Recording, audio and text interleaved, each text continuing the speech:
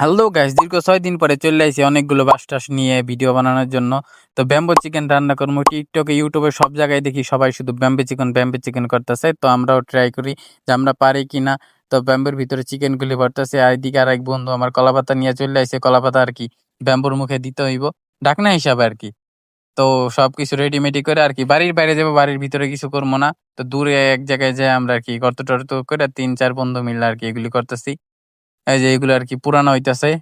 আমার বন্ধু আনবক্স করতেছে যে কেমন কি স্মেল বেরোলো, অসাধারণ একটা ঘ্রাণ বেড়েছে, কি বলবো আর কি।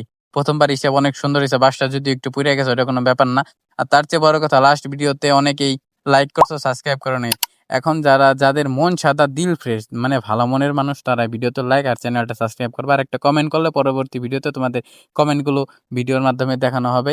তো এই যে আর কি আমরা ঢালতেছি চিকেনগুলি, তেমন একটা ভালো দেখায় না, কিন্তু অনেক সুস্বাদু হয়েছিল আর কি।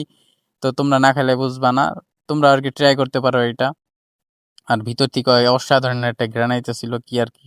প্রথমবার হিসেবে আর কি অনেক সুন্দর পারছি আমরা। এদিকে আমার ভাইস্তা, এই যে আমার এক বন্ধু, তার আর কি খাওয়ার জন্য পুরা রেডি হয়ে রয়েছে। তো দেখতেই পারছো, সবাই সাথেই থাকো আর ভিডিওতে লাইক করো, চ্যানেল